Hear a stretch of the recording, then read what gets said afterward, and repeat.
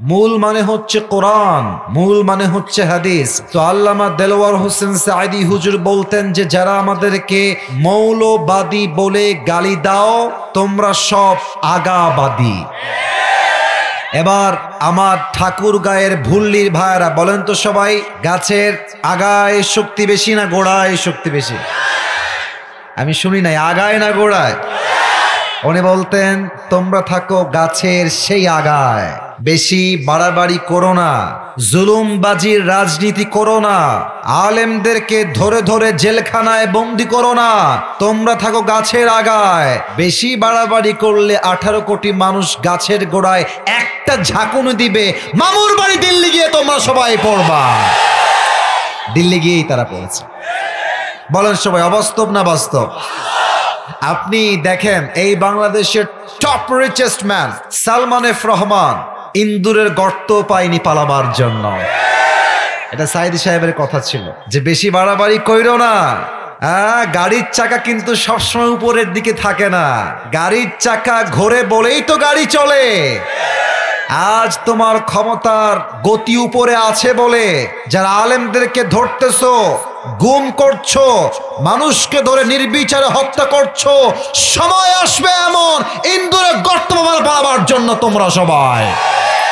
আমরা সবাই এই কথাগুলো যে শুনলাম, বলেন তো আমি কি বানিয়ে বললাম না সত্যি বললাম? তবে একটা কথা বলবো, অনেকে এটা মাইন্ডে নিবেন এটা আমি জানি, তবে আমি বলছি this is my personal point of view. আমার পরিচয় আওয়ামী লীগ দিয়ে হবে না, আমার পরিচয় বিএনপি দিয়ে হবে না, আমার পরিচয় জামাত দিয়ে হবে না, আমার পরিচয় হেফাজত দিয়ে হবে না, আমার পরিচয় কওমি দিয়ে হবে না, আমার পরিচয় আলিয়া দিয়ে হবে না, আমার পরিচয় চরমোনাই দিয়ে হবে না, আমার পরিচয় সরসিনা দিয়ে হবে না, আমার পরিচয় জাতীয়তাবাদী দল দিয়ে হবে না।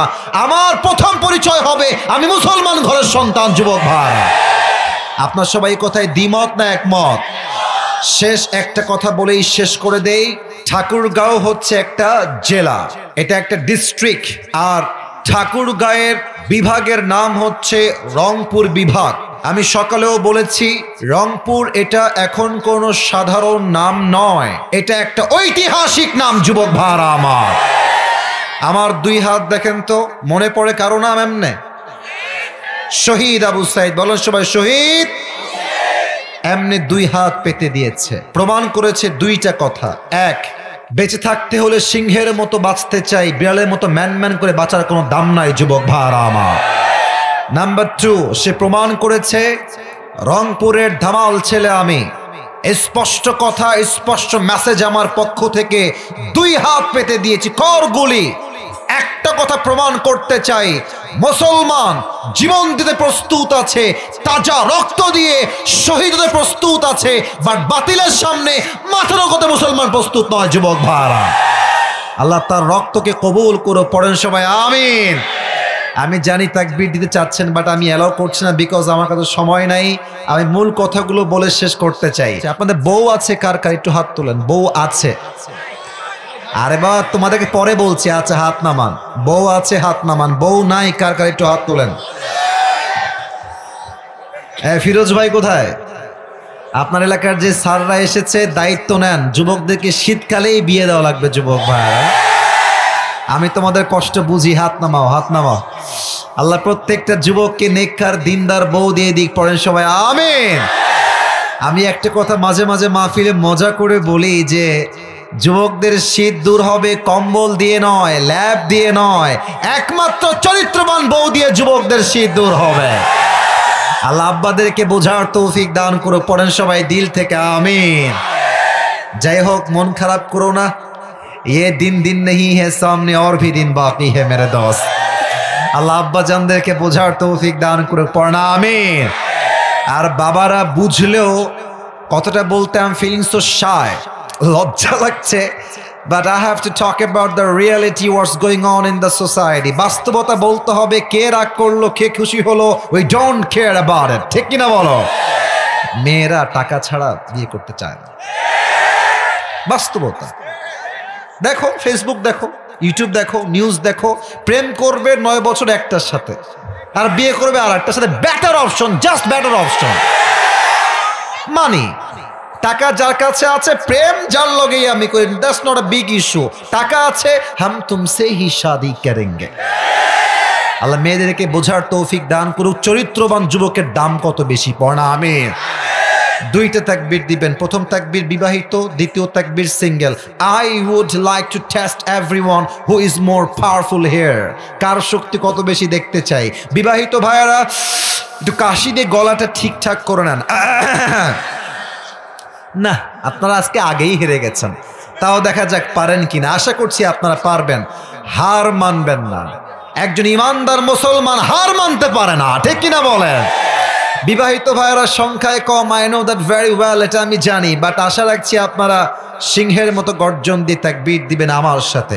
নারে তাকবীর। মুরব্বীরা they have tried their best, তারা সর্বোচ্চ দিয়েছে। এবার যুবক ভাইরা গেট রেডি, সবাই একটা কাশি দাও। এত সহজ এদেরকে হারানো। আচ্ছা দেখা যাক, আপনারাই নাম্বার দিবেন, ঠিক আছে? আমি চুপচাপ আছি। সিঙ্গেলরা, বিবাহিত ভাইরা কিপ কোয়াইট, কিপ সাইলেন্ট, চুপ থাকবেন মেহেরবানি করে। এমনি হারেছেন, আরো বেশি হেরে যাবেন।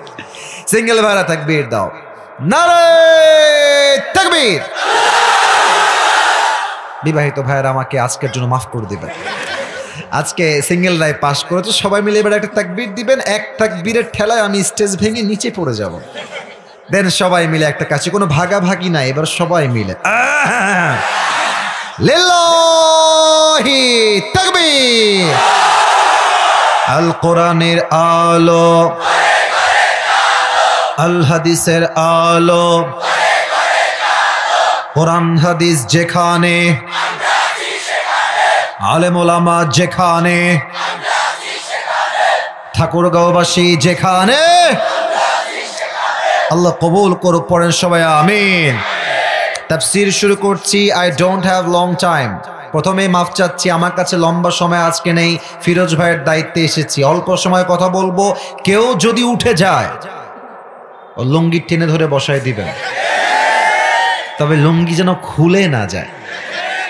কেউ যাবেন নাকি আপনারা ভাইয়েরা? আল্লাহ যেন থাকার তৌফিক দান করে, পড়া আমিন। 4 নম্বর পারা, 2 নম্বর পৃষ্ঠা, সূরাত আলে ইমরানের 102 নম্বর আয়াত। আল্লাহ তাআলা এখানে 2টা মেসেজ বিলিভার্সদের জন্য, বিশ্বাসীদের জন্য দিয়েছেন। আমি আয়াত তেলাওয়াত করছি। যে কোনো আয়াতের তাফসীর পেশ করতে 4টা বিষয় মাস্ট বি মেনশনড, উল্লেখ করতে হয়। নাম্বার 1, রাইট প্রনাউন্সিয়েশন, সঠিক তেলাওয়াত। নাম্বার 2, রাইট ট্রান্সলেশন, সঠিক তর্জমা। Number 3, what's the explanation of this আয়া, এই আয়াতের ব্যাখ্যা কি। 4 number, what's the lesson that you have got from this আয়া, আপনি এই আয়াত থেকে কি শিক্ষা পেয়েছেন। এই 4টা বিষয়কে আমি হাইলাইট করব in a very shortcut way, অল্প সময়ে বলতে চাই। আমি প্রথম চ্যাপ্টারে যাচ্ছি, আয়াতের সঠিক তেলাওয়াত। তেলাওয়াতটা ফাসতামিউ লাহু ওয়া আনসিতু লাআল্লাকুম তুরহামুন। Be silent and listen to this ayah with full concentration. দিলকে খাড়া করেন, জবানকে বন্ধ করেন, দিল দিয়ে, কান দিয়ে, মন দিয়ে আয়াতকে শ্রবণ করেন।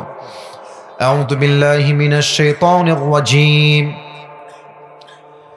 বিসমিল্লাহির রহমানির রহিম।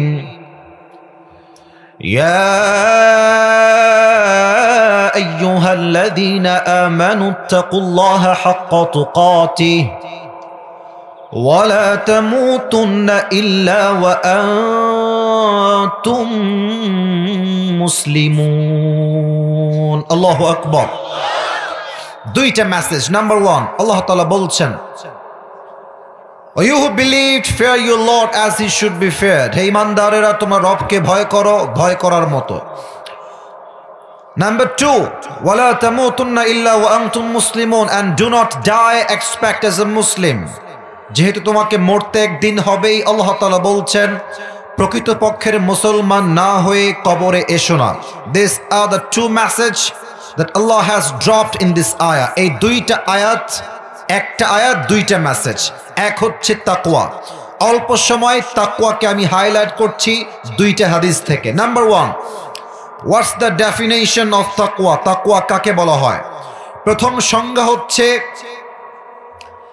হারাম থেকে বেঁচে থাকবো, হালালকে আমরা অ্যাকসেপ্ট করব। এক্সাম্পল দেই, শেষ করে দেই, উদাহরণ দিচ্ছি একটা। আপনার কাছে একটা অপশন আছে, চাকরি। চাকরি যদি আপনি পেতে চান, আপনাকে প্রথমে দেওয়া লাগবে 10 লাখ টাকা ঘুষের টাকা। অপশন দুইটা, এক হচ্ছে চাকরি, আর এক হচ্ছে নিজে ব্যবসা করে খাবো। ব্যবসা করে যে খাবো সেই টাকাও আমার কাছে আহামরি নাই, আমার কাছে শুধুমাত্র চাকরির অপশনটা বেটার অপশন, কিন্তু সেখানে হারাম আমাকে অ্যাপ্লাই করতে হবে। তাহলে আমার চিন্তা তাকওয়ার হিসেবে কি হবে? আমি বলবো ভ্যান চালায় খাবো, মুড়ি বেচে খাবো, ধানের খেতে কাজ করে খাবো, তবুও ঘুষের টাকায় চাকরি আমি করতে পারবো না। দিস ইজ তাকওয়া।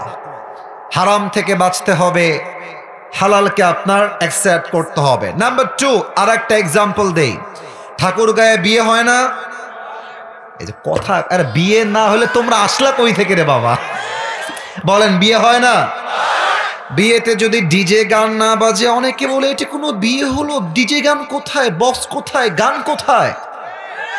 আপনি মেয়ের বাবা, আপনি বলবেন তোর যদি বিয়ে খাইতে মন চায় আয়, না হয় ভাগ। আমি মেয়ের বাপ, আমি শুধু মুসলমান নই, আমি আল্লাহকেও ভয় করি।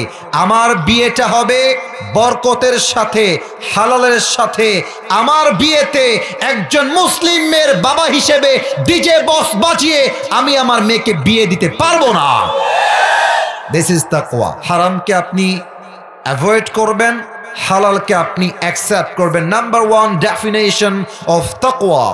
নাম্বার 2, তাকওয়া মানে হচ্ছে, আল্লাহ হাবিব বলেছেন, no one can see, no one can observe, but who can observe. কেউ দেখে না, কেউ শোনে না, দেখে একজন, তিনি কে? শোনে একজন, তিনি কে? রাত বাজে এখন 9:30, যখন রাত বেজে যাবে 12:30 বা 1টা, দেখবেন যে চতুর্পাশে কুয়াশা, কুয়াশা আর কুয়াশা, অন্ধকার। বাসায় আপনার light off, your door is locked, your window is locked, জানালাও বন্ধ, দরজাও বন্ধ, লাইটও বন্ধ। কঠিন আমাবস্যার অন্ধকার রাত, চতুর্পাশে কুয়াশা আর কুয়াশা।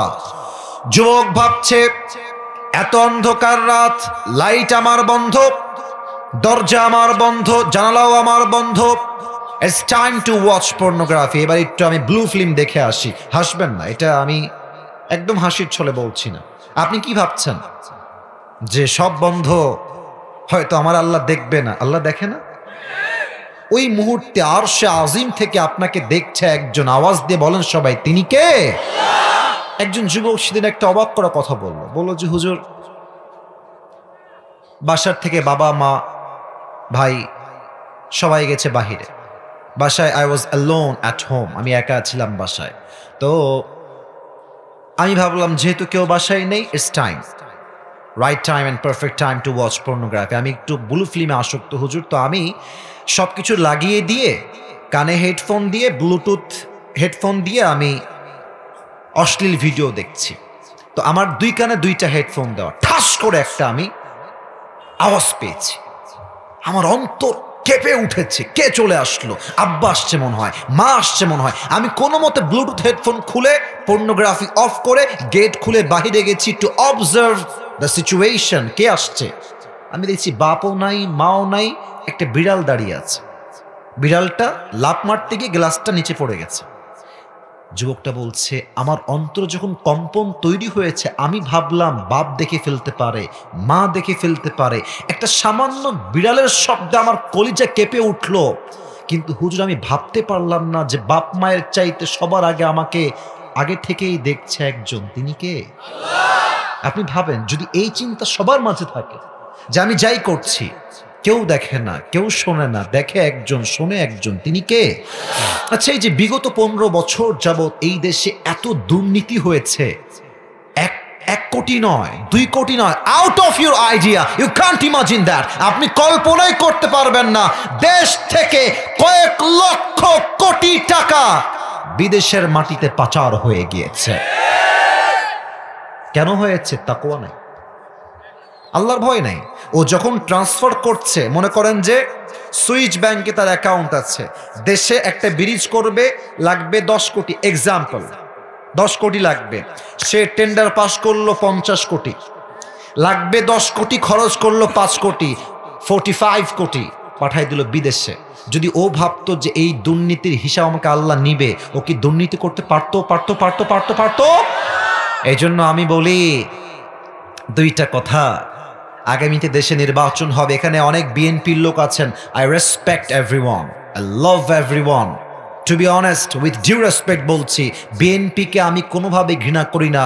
এরা একটা নির্যাতিত দল, জামাত নির্যাতিত দল। আমরা সবাইকে শ্রদ্ধার সাথে বলছি, অ্যাজ এ জনগণ আমাদের দাবি আছে না?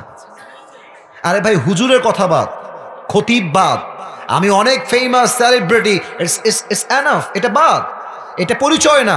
আমি একজন সাধারণ বাঙালি, এদেশের মানুষ। আমি জনগণ হিসেবে আমার কোনো দাবি দেওয়া থাকতে পারে না?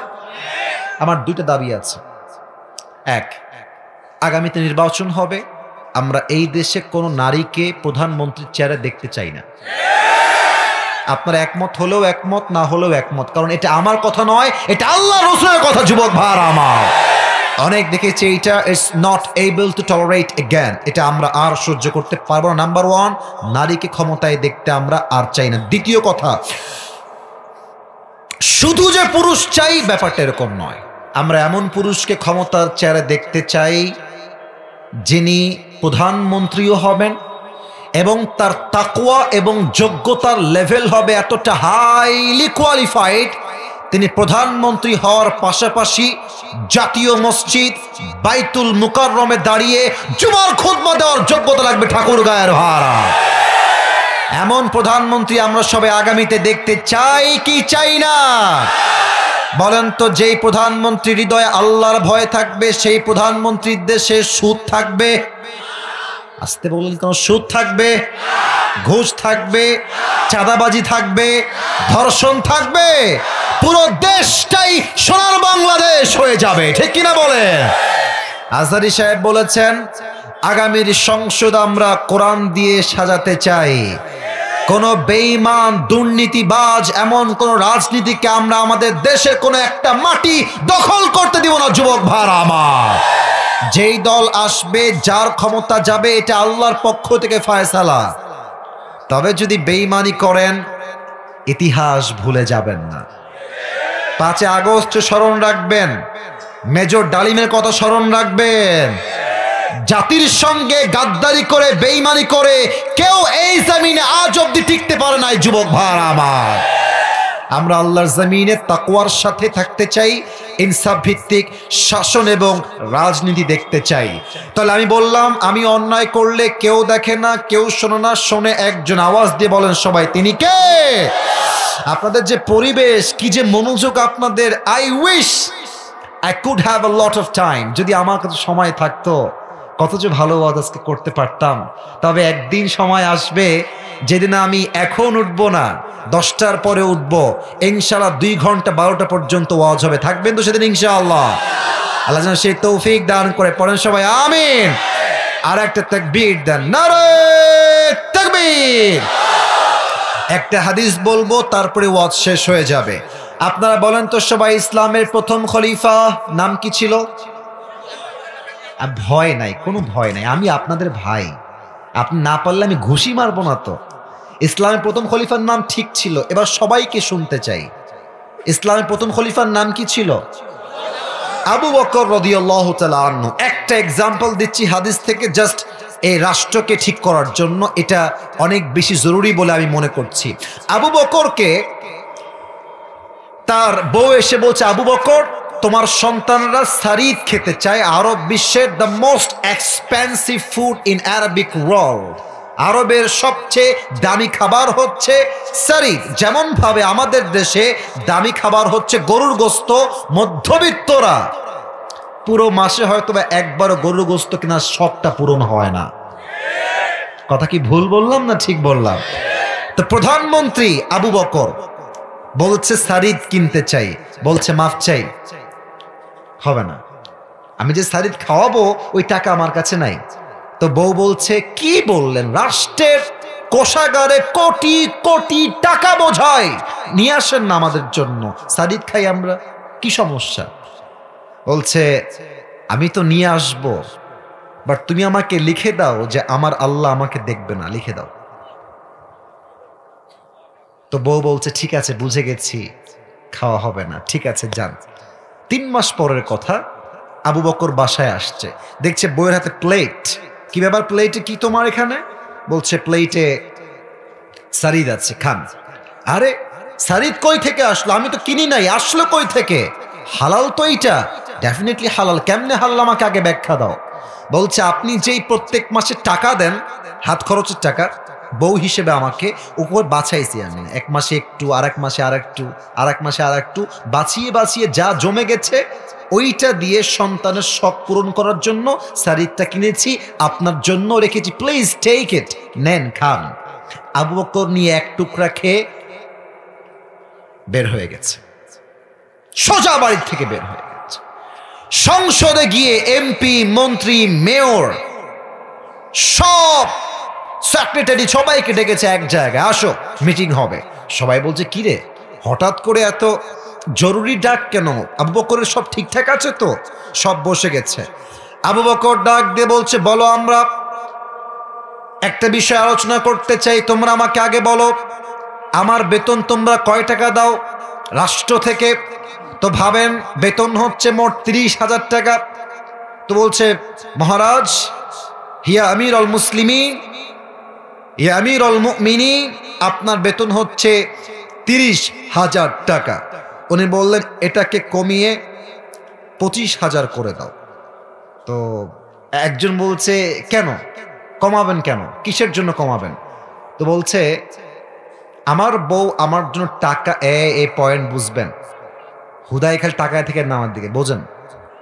আমার বউ টাকা বাঁচিয়ে বাঁচিয়ে আমার জন্য সারিদ কিনেছে, ছেলের জন্য সারিদ কিনেছে, মাসিক টাকা থেকে টাকা বাঁচিয়ে। এটার দ্বারাই প্রমাণ হয়ে গেছে যে আমার সংসার এর থেকে কম টাকাতেও চলবে।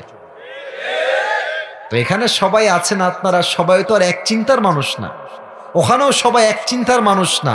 একজন দাঁড়িয়ে গিয়েছে, বলছে এটা কোনো কথা, সামান্য 5,000 টাকা কমাবেন কেন? আপনি তো আমাদের সব কাজ করেন, আপনি তো রাষ্ট্রের প্রধান, you are the chief, you are the prime minister of this country, so you can take it easily, আপনি নেন না, সমস্যা কি? Not a big deal, not a big issue, 5,000 টাকা রাখেন, এভাবেই থাকেন। আবু বকর বলছে যে আমি 5,000 টাকা নিতে চাই, তবে এটার যে একদিন হিসাব হবে, কিয়ামতে আল্লাহ আমাকে পাকড়াও করবে, সেই দিন এই দায়ভার তুমি তোমার কাঁধে নিবা, তুমি আমাকে লিখে দাও। আল্লাহু আকবার। তো বলছে মাফ করে দিবেন, আমার কথা বলাটা বেয়াদবি হয়ে গেছে। আবু বকর বলছে রাষ্ট্রের সম্পদ আমি মেরে খাবো, আর আল্লাহ আমাকে কিয়ামতে পাকড়াও করবে, জাহান্নামের আগুনে আমাকে পুড়তে হবে সামান্য কয়েক টাকা মেরে খাওয়ার জন্য। এই আগুনের তাপ আমি আবু বকর চুল পরিমাণ বরদাস্ত করতে পারবো না, ঠিক কিনা বলে? আমি হাদিসগুলো পড়লে আমি ভাবি যে আমাদের দেশের যে নেতারা ছিল, ওরা যদি এই হাদিসগুলো বুঝতো আর মানতো, এই দেশটা আজকে দেউলিয়া হয়ে যেত না। আপনাদেরকে একটা কথা মনে করাতে চাই, 3 আগস্টের কথা, যখন মেট্রো রেল আগুন লেগে গেল, 3 আগস্ট বা 2 আগস্ট মনে আছে কিনা আপনাদের? তা আমাদের যিনি প্রধানমন্ত্রী ছিলেন তৎকালীন সময়ে, উনি বললেন যে এই রেল লাইন ঠিক করতে, মেট্রো রেল ঠিক করতে আমার প্রায় 300 কোটি টাকা লেগে যাবে, তৎকালীন সময়ের কথা। তো আমি মনটা খুব খারাপ করলাম যে ছাত্ররা কি করলো, আবেগ দিয়ে এই কাজটা করে ফেললো, 300 কোটি টাকা লস। দেখলাম 5 আগস্ট তার পতন হয়ে গেল, সরকার নতুনভাবে নির্বাচিত হলো, কাজ হলো, আমাদের যিনি ডক্টর ইউনূস সাহেব আসলেন, তিনি সব কাজ করলেন। 900 কোটি ये तो बहुत दूर की बात है, 20 কোটির কমেই ঠিক হয়ে গেল। আমি তখন এই হাদিস দিয়ে মিলাইলাম যে 300 কোটির নাম দিয়ে এভাবে কত টাকা যে পাচার করেছে আর বেঈমানি করেছে, তার হিসাব করে গুনে গুনে শেষ করা যাবে না। ঠাকুর গায়ের ভাড়া আমার, আল্লাহর ভয় থাকলে এই বেঈমানি তারা করতে পারতো না। আল্লাহ আমাদের সকলের অন্তরে তাকওয়ার গুণ দান করুক, পড়েন সবাই আমিন। এক নম্বর মেসেজ শেষ। এই ফিরোজ ভাই কোথায় আছে? ফিরোজ ভাই আর কয় মিনিট লাগবে ওখানে যাইতে? 10 মিনিট দেওয়া যাবে, তাই তো? ওকে, আমি কিন্তু আপনাকে বিলিভ করে করছি, ঠিক আছে? আর শেষের দিকে তলে, ঠিক আছে? রুমাল রুমাল, ঠিক আছে ঠিক আছে, ওকে। সবাই একটা কাশি দেন। নারে তাকবীর। আমাদের চিফ গেস্ট, প্রধান অতিথি এসে গেছেন। আল্লাহ তাআলা স্যারকে নেক হায়াত দান করুক, পড়েন সবাই আমিন। তাহলে বলছিলাম, এক নাম্বার ভয় থাকতে হবে এক সত্তার। আওয়াজ দিয়ে বলেন সবাই, তিনি কে? তবে একটা কথা বলে এই চ্যাপ্টার শেষ করতে চাই। আমার আব্বাজান, আমার মায়েরা, বোনেরা, আমার যুবক ভাইরা, এটা ভালো করে বুঝতে হবে। এটা আমাদের লাইফ কেন্দ্রিক কথা। এটা সবার প্রশ্ন, আমারও প্রশ্ন, উত্তর দিচ্ছি। এখানে যারা এসেছি আমি সবাইকে নিয়ে বলছি।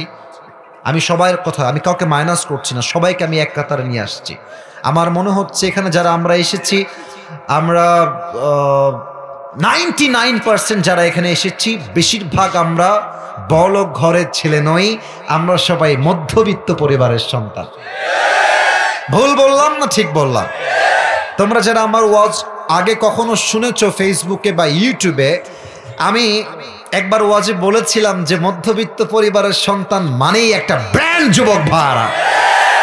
সাইকেল দিবেন চলবে, বাইক দিবেন চলবে, কার দিবেন চলবে, বলবেন যে ঠাকুরগাঁও থেকে পঞ্চগড় হেঁটে যাওয়া লাগবে, মধ্যবিত্ত পরিবারের ছেলে, তাও চলবে।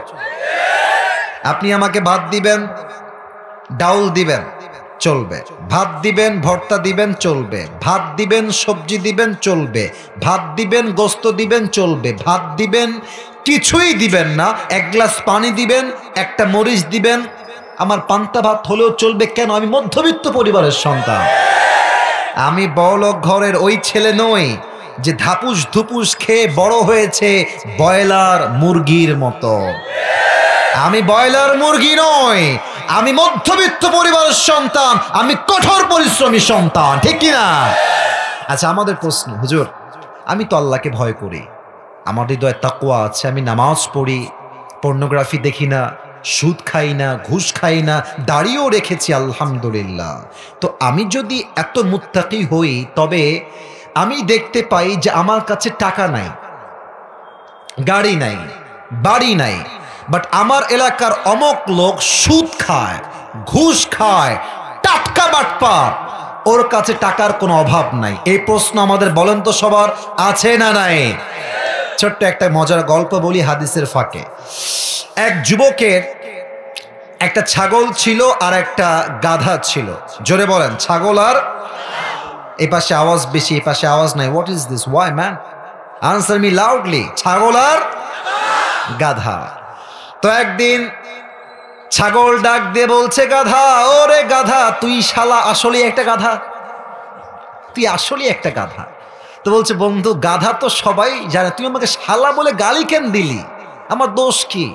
তো বলছে, বেটা দেখিস না মালিক আমাকে কত ভালোবাসে, ঘাস দেয়, বিস্কুট দেয়, পানি দেয়, কত চুমা দেয়, আর তুই গাধা, তোরে পাইলে খালি লাথি মারে আর থাপ্পড় দেয়। তো গাধা বলছে, বন্ধু ইউ আর রাইট, তুমি যা বলেছ কথা বাস্তব বন্ধু, মালিক তোমাকেই বেশি ভালোবাসে, বাট আমাকে বেশি ভালোবাসে না। তবে বন্ধু তুমি কি খেয়াল করেছো যে মালিক কিন্তু তোমাকে আগে ভালোবাসতো না, ইদানিং খুব বেশি ভালোবাসছে? তো ছাগল বলছে, তাই তো মামা, আগে তো বেশি ভালোবাসতো না, ইদানিং খুব বেশি ভালোবাসছে আমার। তো বলছে, বন্ধু তাকায় দেখো আকাশের দিকে, কুরবানির চাঁদ উঠেছে, তো তোমাকে খাওয়াচ্ছে, এটা স্বার্থ আছে, খাও, জনমের খাওয়া খাও, কয়দিন পরে তোমার বিসমিল্লাহ হবে। তো কাফেররা সাময়িকভাবে টাকা পাচ্ছে, বাড়ি পাচ্ছে, স্ট্যাটাস পাচ্ছে, ঢাকায় ফ্ল্যাট পাচ্ছে, দুবাইয়ে ফ্ল্যাট পাচ্ছে, লন্ডনে ফ্ল্যাট পাচ্ছে। আমি জানি আপনার সামনে বড় গাড়ি নিয়ে চলছে, R15 নিয়ে যাচ্ছে, দামি দামি কাপড় পরছে। আল্লাহ বলছে, এই মধ্যবিত্ত পরিবারের ছেলে, তুই হতাশ হোস না, ওর দিন শেষ হলেই কবর হবে জাহান্নাম, আর তোর দিন শেষ হবে, কবর হবে তোর জান্নাত।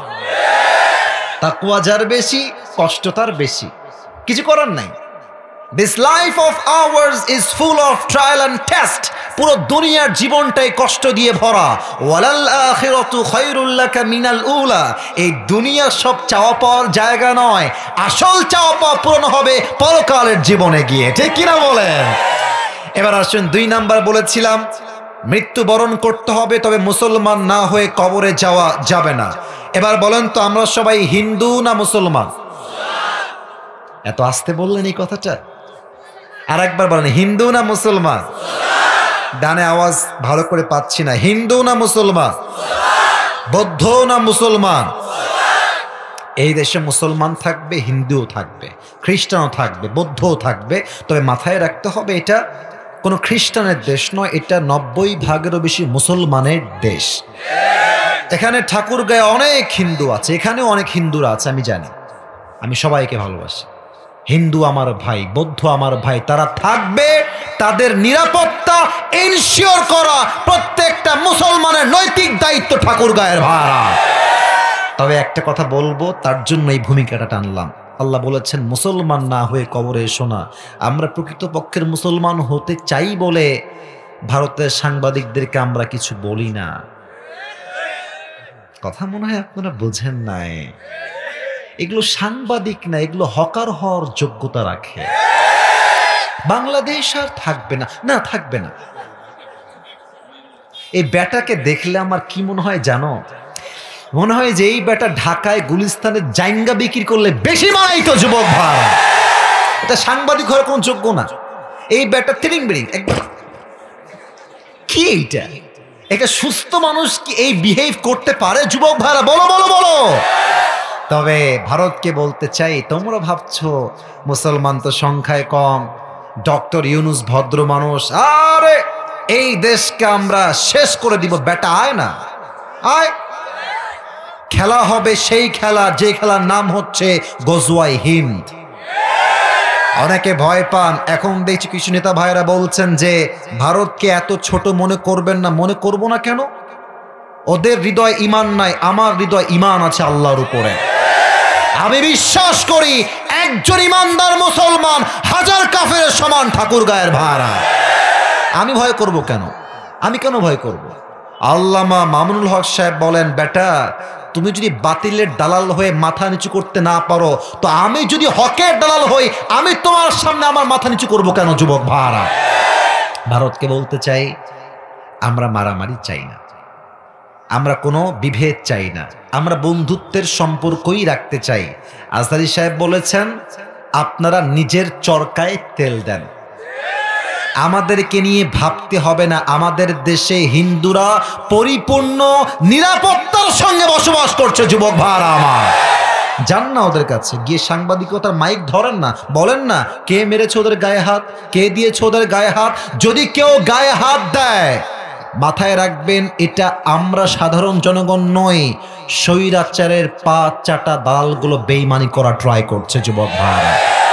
আমরা প্রকৃতপক্ষে মুসলমান হতে চাই কখন হব? যখন আমরা সাম্প্রদায়িক দাঙ্গার থেকে দূরে থাকবো। নাম্বার 1 কথা। নাম্বার 2 কথা, এই যে আমার এই দুইটা, আমি চশমা খুললাম, এই দুইটা কি? আরে ভাই কথা না বললে ওয়াজ হয় না। এই দুইটা কি? চোখ। আচ্ছা, এই যে রংপুর আছে সদর, কুড়িগ্রাম সদর, দিনাজপুর সদর, ঠাকুরগাঁও সদর, যখন যাবেন আপনি পার্কে, দেখবেন যে কিছু মেয়ে আছে এমন কাপড় পরে,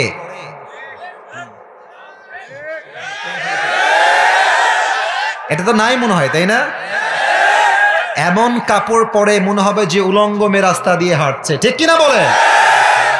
আচ্ছা ঠিক আছে, 1 নাম্বার কথা, চোখ দিয়ে ওই মেয়েদেরকে দেখা যাবে না। তবে সত্য কথা বলতে বোরকা অলিরাও খুব বেশি একটা সুবিধার না আসলে। হাতেও মোজা, পায়েও মোজা, हिजाबो पड़े, नेकाबो पड़े, देखले मन হবে यार ये तो अभी के अभी जन्नत से भाग के दुनिया में आई है। এত ভালো মেয়ে কেউ হতে পারে? দেখবা যে এই মেয়েগুলো পার্কে বোরকা পরে, হিজাব পরে বাদাম খাচ্ছে আর ইটিস পিটিস করছে অপর পুরুষের সঙ্গে। তো এইটা দেখলে আমার মাথায় প্রথম কথা আসে, বোরকা পরলেই চরিত্রবান হওয়া যায় না। আর যারা বোরকা পরে প্রেম করে বেড়ান, এদের জন্য শেষ কথা, লাস্ট কথা, আপনাদের উপরে ফিটফাট, ভেতরে পুরোটাই সদরঘাট। আল্লাহ হেদায়াত দান করুন। পড়েন সবাই আমিন।